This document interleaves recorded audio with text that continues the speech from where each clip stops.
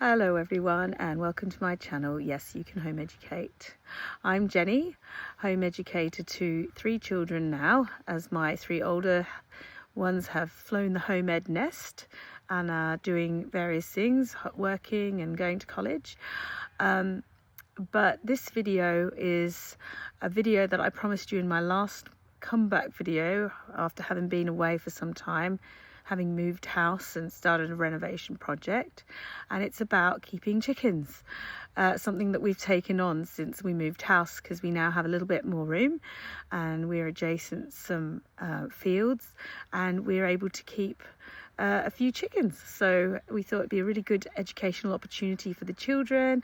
We wanted to be a little bit more self-sufficient, enjoy having our own free-range hens and eggs to eat. So we found out about some local chicken breeders and started out with 6, which was my initial limit. I said no more than 6, but somehow we now have 14, including a cockerel. So anyway, I thought I'd show you and sort of tell you a little bit about them. Here they come. They live the life of Riley. We have several mixed hybrid breeds. We just thought it'd be fun to have a few different breeds that lay different colour eggs. So this white one with the great big red crest is a leghorn. They are brilliant layers. So they don't actually eat very much. They're very lean. You wouldn't use them for meat.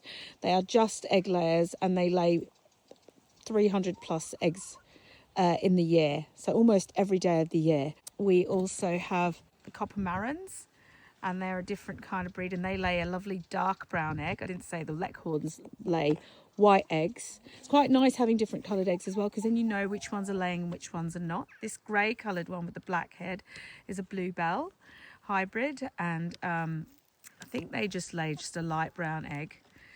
And we have these funny looking ones here with the sort of the black feathers amongst the white, and they're called Cheshire Blues, and they can lay blue eggs.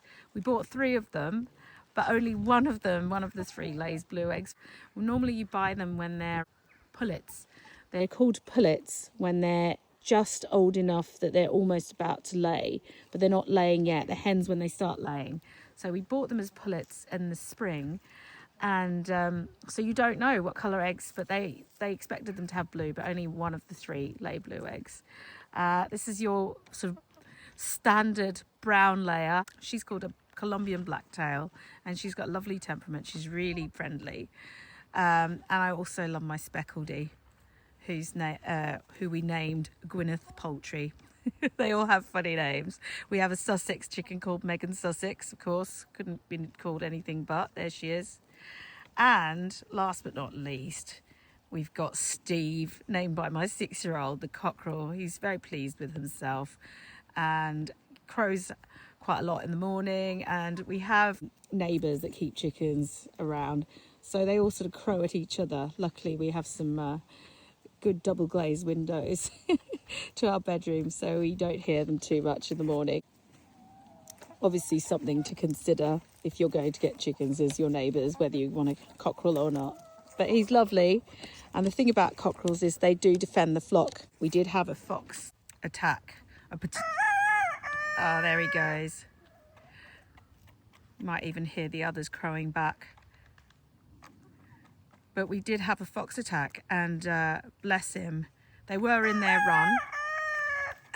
We heard a lot of commotion, and then we came down to have a look, and we saw a load of feathers just outside the run. He'd obviously run up to protect the girls. Can you hear that? If you can hear that, the others are crowing back.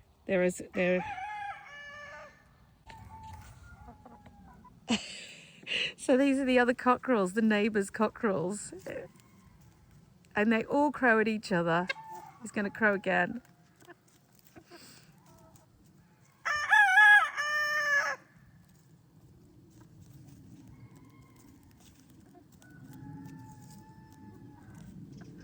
So this is the run, and we have 2 coops We were only going to have the one, but yes, we ended up getting two. They're Nestera coops, they're known as, and they're quite good. They're made of recycled plastic, and they're all sort of kept together by these clips, and they're quite easy to clean out. They have these trays on the inside. And we have some eggs to collect. I'll have to go back and get the children to come and collect them. But yeah, this is the coop if you're interested.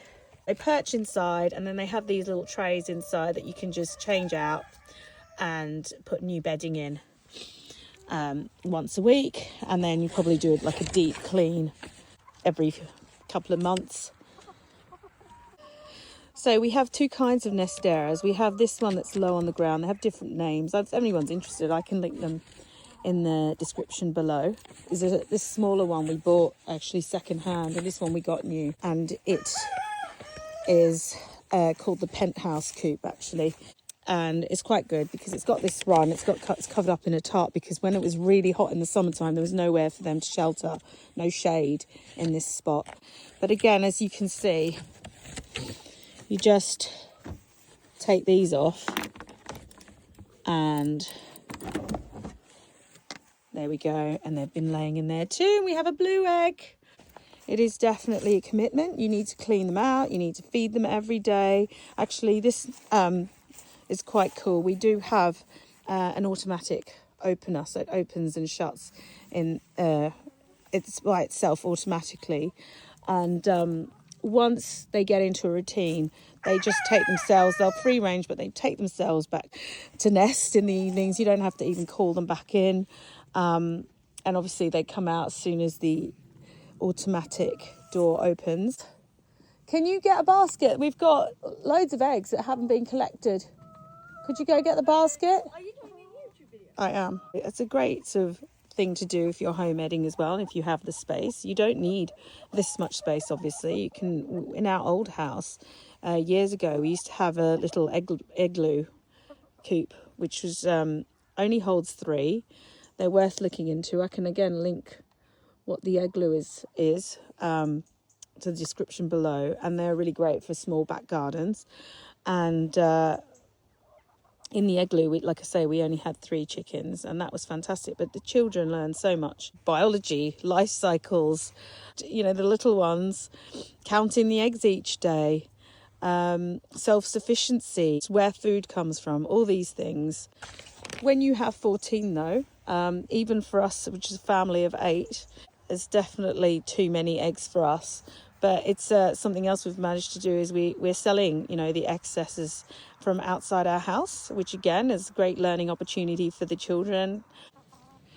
So yes, that's a little bit about our chicken keeping adventures. If there's anything you're interested in finding out, to ask me in the comments. Yeah, I hope you've enjoyed this video, if you found it interesting. I do promise to come out with some curriculum videos soon. I'm working on them as we speak. Unfortunately, I had a horrible virus at the beginning of the schooling year when we started. And, oh, what are they eating? I found some eggs. Goodness, I didn't notice that when I was filming at first, but on second inspection, one of the chickens just laid a shellless egg. It happens occasionally and it doesn't mean anything bad, but the others all ran up to start eating it. They are endlessly entertaining. Anyway, back to the video. And so everything got delayed and wasn't the most organised start to the year. But we're on track now, and I'm happy to share what we've been doing. My plan is to talk about what worked in year 1 and also what we're doing in year 2 and what I have my year 7 and year 9 children doing this year as well. So if you're interested in resource ideas and so forth, please keep an eye out for those videos. They will be coming soon. All right. Anyway, see you in the next video, and thank you for joining me on this one. Share it with anyone who you think might be interested and benefit. And don't forget, yes, you can home educate. Bye.